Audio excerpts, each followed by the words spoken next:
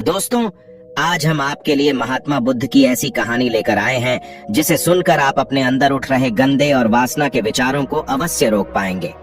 उससे पहले अगर आप भी भगवान बुद्ध को दिल से मानते हैं और उनके सच्चे भक्त हैं तो कहानी को पूरा सुने और चैनल को सब्सक्राइब करके कमेंट बॉक्स में नमो बुद्धाय अवश्य लिखें। एक बार एक युवक गौतम बुद्ध के पास आया और गौतम बुद्ध से बोला कि हे बुद्ध, मेरे मन में इतने गंदे विचार क्यों आते हैं? मैं नहीं चाहता कि मेरे मन में गंदे विचार आए, पर मेरे मन में हमेशा काम वासना के विचार चलते रहते हैं और मैं इनके बारे में सोच सोच कर बहुत परेशान हूँ। मेरी ऊर्जा और समय यह सब सोचने में ही नष्ट हो जाता है और इन सब के विचारों की वजह से मैं कभी भी शांत नहीं रह पाता और मैं हमेशा ही स्त्रियों को देखकर मोहित हो जाता हूँ, अपने आप को रोक ही नहीं पाता। बुद्ध मुस्कुराए और उन्होंने उस युवक से पूछा, क्या तुम्हें पता है यह काम वासना होती क्या है? फिर उसने ने उत्तर दिया और कहा, बुद्ध, मैं यह तो नहीं जानता कि काम वासना होती क्या है, पर हाँ, ये जो भी है बहुत बुरी चीज है। फिर बुद्ध ने उस युवक से कहा कि सबसे पहले तो तुम्हें यह समझना है कि प्राकृतिक रूप से जो भी चीज हमारे अंदर है वह बुरी नहीं है। हमारे जीवन में उसकी कुछ ना कुछ जरूरत है।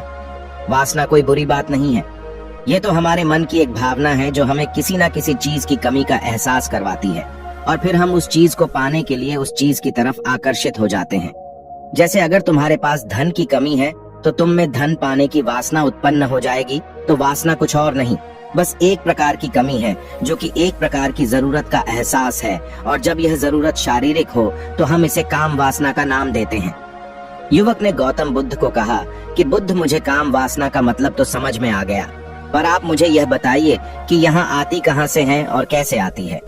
गौतम बुद्ध ने कहा कि काम वासना कहीं से आती नहीं है, ये तो हमारे अंदर ही होती है और इसका होना तो जरूरी भी है, तभी तो मानव जाति का विस्तार होगा। युवक ने कहा, जब यह हमारे अंदर ही है और जरूरी भी है तो फिर लोग इसे गलत क्यों बोलते हैं? बुद्ध ने कहा कि यही तो समस्या है। लोगों ने काम वासना को गलत तरीके से सोच लिया है, इसे छुपाने की, दबाने की कोशिश करते हैं। काम वासना गलत नहीं है, बल्कि काम वासना का गलत तरीके से प्रयोग करना गलत बात है। लोग जिससे प्रेम करते हैं बस उसी के लिए जीने लग जाते हैं, उसे पाना ही अपना मार्ग बना लेते हैं और उसी के बारे में हमेशा सोचते रहते हैं, पर यह सब गलत है। बुद्ध ने युवक से कहा, क्या तुम्हें पता है जानवरों में भी काम वासना होती है? युवक ने उत्तर दिया, हाँ बुद्ध, जानवरों में भी काम वासना होती है, क्योंकि जानवर भी तो आखिर अपने वंश को आगे ले जाएंगे। बुद्ध ने कहा, तो फिर हम जानवरों के काम वासना को गलत क्यों नहीं कहते? युवक ने कहा, मुझे नहीं पता महात्मा, आप ही मुझे बताइए।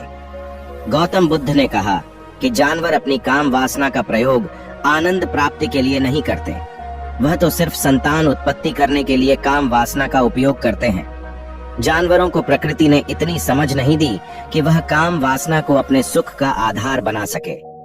मनुष्य अपनी समझ के बलबूते पर प्रकृति में पाई जाने वाली प्रत्येक वस्तु को अपने सुख के लिए प्रयोग करता है। हम इंसानों ने ही काम वासना को अपने सुख का साधन बना लिया है, जबकि प्रकृति ने तो हमें अपने वंश को आगे अग्रसर करने के लिए दिया था, लेकिन इंसानों ने इसे अपने जीवन का परम लक्ष्य बना रखा है और इस तरह से काम वासना का आ जाना गलत है। युवक ने पूछा, महात्मा जी, ये काम वासना हम पर हावी क्यों होती है? क्यों यह हमेशा क्यों आ जाती है? तब गौतम बुद्ध ने कहा कि सुनो, अब जो मैं तुम्हें बताऊंगा उसे तुम ध्यान पूर्वक सुनना। काम वासना का सारा खेल तुम्हें समझ आ जाएगा। तुम्हें तुम्हारे सारे सवालों का जवाब मिल जाएगा, बस तुम्हें ध्यान से सुनकर समझना है। एक बार की बात है, एक आश्रम में गुरु और उनके शिष्य रहा करते थे, जो रोजाना आश्रम के बाहर स्थित गांव में भिक्षा लेने के लिए जाते थे। उस आश्रम का एक शिष्य जिस गांव में भिक्षा लेने जाता था, उस रास्ते में एक नदी मिलती थी। एक दिन उसने देखा कि एक युवक वृक्ष के पीछे छिपा है।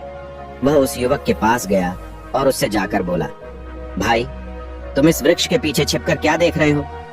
युवक ने कहा, अरे तुझे नहीं दिख रहा क्या कि मैं क्या देख रहा हूँ? तब शिष्य ने नदी की तरफ देखा तो वहां पर कुछ युवतियां पानी भर रही थीं। तब उसने उस युवक से कहा, अरे भाई, वहां पर तो युवतियां पानी भर रही हैं, इसमें छिपकर देखने वाली क्या बात है? तब वो युवक शिष्य की तरफ देखकर उससे कहता है, अरे पागल, तुम्हें दिखाई नहीं दे रहा क्या कि कैसे यह परियां नदी से पानी निकाल रही है? जरा उनकी अदाओं को तो देखो, उनके कोमल शरीर को देखो, उनकी पतली कमर मटके को उठाते समय बाल खाती है और उनके बाल उनकी कमर पर कैसे लहरा रहे हैं, मानो सुंदरता बिखर रही हो। शिष्य ने फिर नदी की तरफ देखा और इस बार वह इसे देखता ही चला गया। अभी तक तो कुछ भी नजर नहीं आ रहा था और वह बिल्कुल निर्भय था। उसे किसी भी बात का कोई डर नहीं था। लेकिन अब वो छिपने लगा और उन युवतियों को देखने लगा।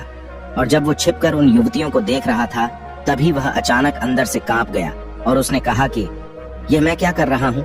मैं जो कर रहा हूँ वह सही नहीं है। मुझे यहाँ से चले जाना चाहिए। और फिर वह जल्दी से वहाँ से चला गया।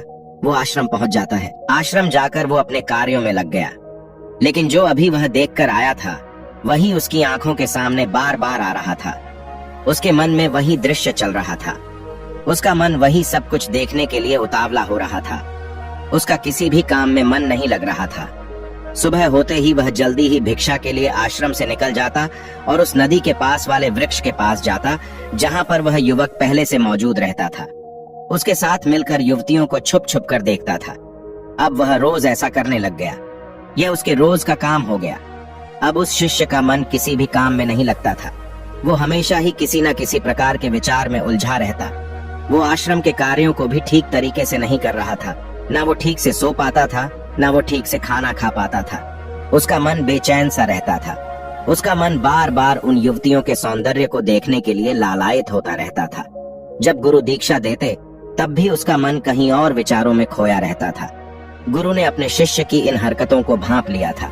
तब एक दिन गुरु ने शिष्य को अपने पास बुलाया और कहा कि आज से मैं भी तुम्हारे साथ भिक्षा मांगने चलूंगा। तुम और मैं साथ साथ भिक्षा मांगने चलेंगे। तभी शिष्य गुरु को मना करते हुए बोला, नहीं गुरुदेव, आप परेशान क्यों हो रहे हो? मैं अकेला ही ठीक से भिक्षा मांग सकता हूँ। गुरु ने शिष्य से कहा कि ठीक है, तुम अकेले ही भिक्षा मांगने जाओ। शिष्य तुरंत वहां से भिक्षा मांगने के लिए निकल गया। उसके जाने के बाद गुरु भी आश्रम से निकल गए और शिष्य का पीछा करने लगे कि वो कहाँ जाता है, किससे मिलता है। ये सब देखने के लिए उसके पीछे पीछे चलने लगे। कुछ आगे जाने के बाद गुरु ने देखा कि उनका शिष्य एक युवक के साथ एक वृक्ष के पीछे अपराधी की तरह छिपा हुआ है और छिपकर कुछ देख रहा था।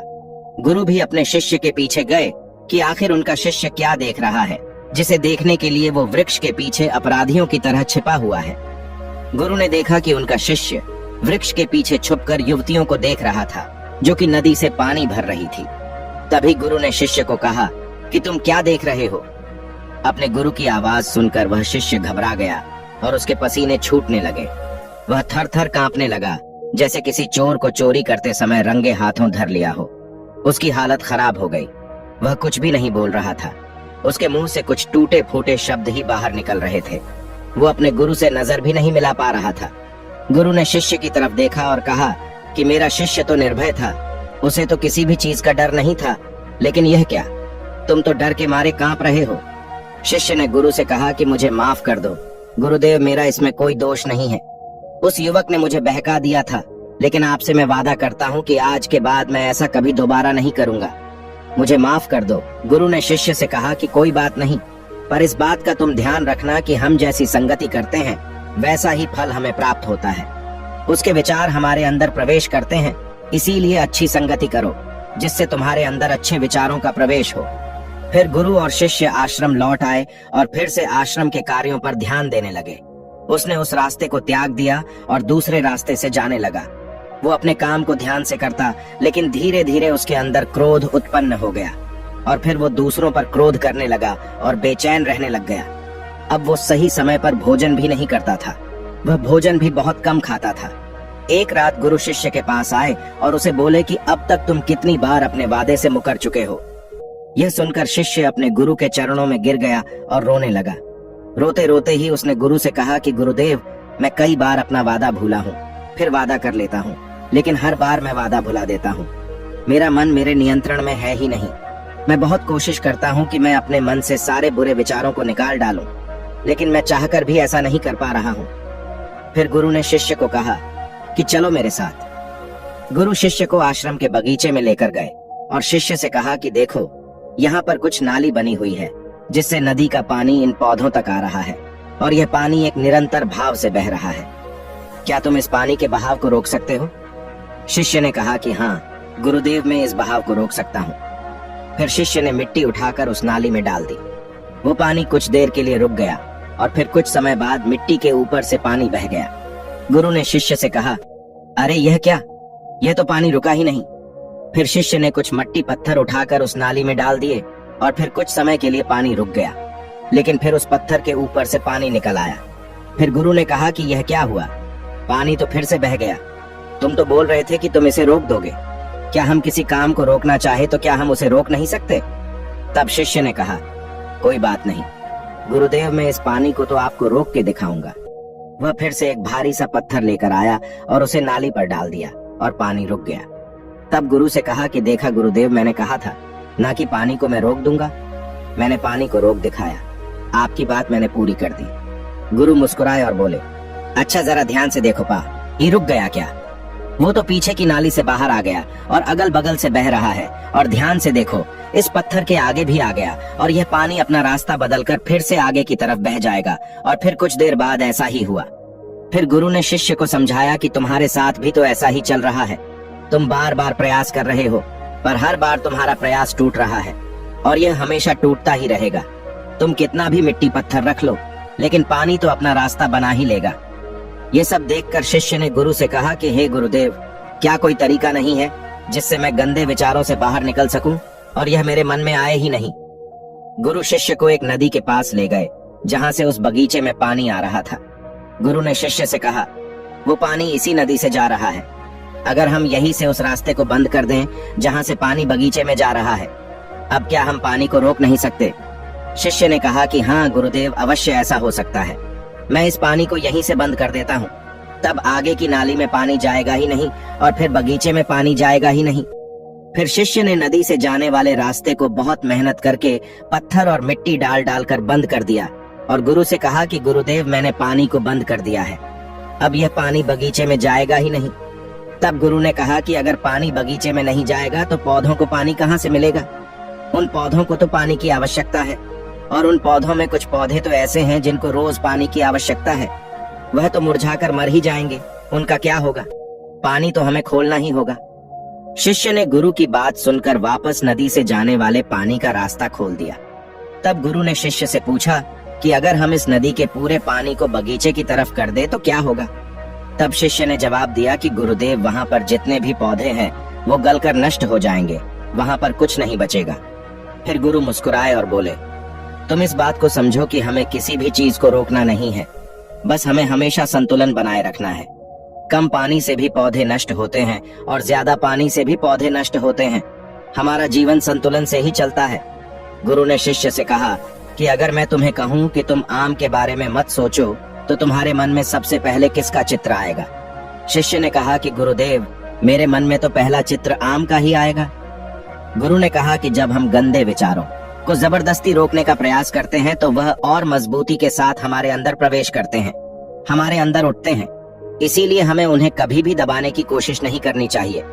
फिर गुरु ने शिष्य को समझाते हुए कहा कि हमारे गंदे विचार बुरे लोगों की संगति करने की वजह से भी आते हैं।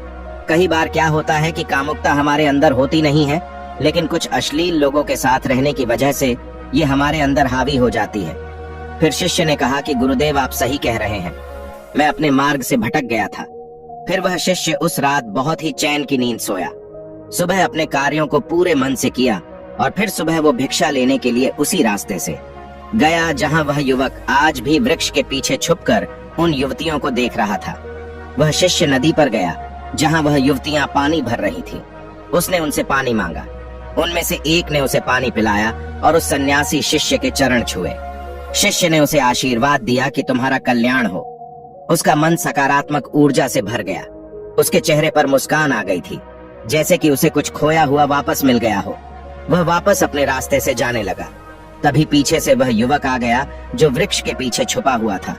वह शिष्य के पास आया और बोला कि क्या बात है, आज तो तुमने नजदीक से दर्शन कर लिए, तुम तो मुझसे भी आगे निकले। तब शिष्य ने कहा कि हम हमेशा दूसरे के दर्शन करने में ही व्यस्त रहते हैं, अपने दर्शन कर ही नहीं पाते। तुम कब तक इस वृक्ष के पीछे छुपते रहोगे? किसी को पसंद कर लो, उससे बोल दो।